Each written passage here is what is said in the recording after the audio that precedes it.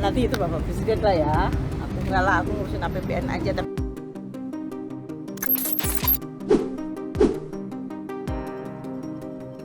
Sri Mulyani tak mau ambil pusing soal transisi ke pemerintahan baru.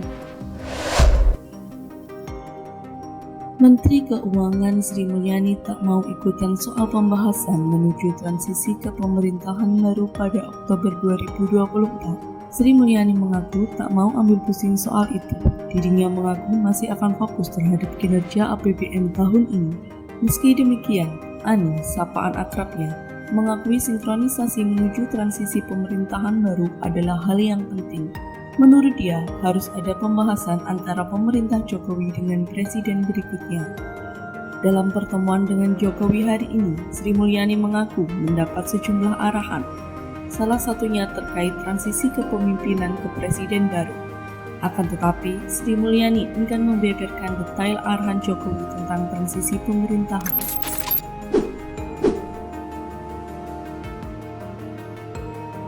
Mahfud MD sebut pemilu curang bisa dibatalkan. Mahfud MD tidak main-main dalam menanggapi isu-isu seputar pemilu 2024. Cawapres nomor urut 3 ini mengatakan bahwa pemilu di Indonesia bisa dibatalkan kapan saja, asal ada bukti kecurangan yang kuat. Mahfud mengaku memiliki pengalaman banyak dalam menangani kasus-kasus pemilu saat ia menjabat sebagai Ketua Mahkamah Konstitusi. Ia mengungkapkan bahwa banyak pemilu yang dibatalkan atau didiskualifikasi oleh MK karena adanya kecurangan. Mahfud menegaskan bahwa bukti-bukti kecurangan pemilu adalah hal yang sangat penting bagi Hakim MK dalam memutuskan perkara. Ia juga menantang para pihak yang merasa dirugikan oleh pemilu untuk membuktikan klaim mereka di MK. Data Sirekap berantakan, KPU akan evaluasi kinerja petugas KPPS. KPU RI menyebut akan mengevaluasi pengguna aplikasi Sirekap, dalam hal ini KPPS. Komisioner KPU RI Betty Epsilon Idrus mengemukakan sistem Sirekap akan sangat bergantung pada penggunanya, yakni KPPS.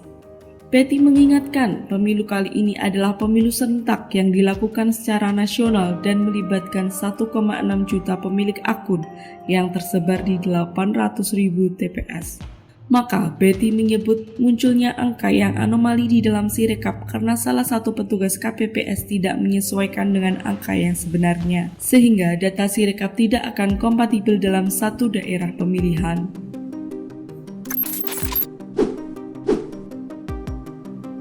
Beda pernyataan Istana dan Nasdem soal pertemuan Jokowi Surya Paloh.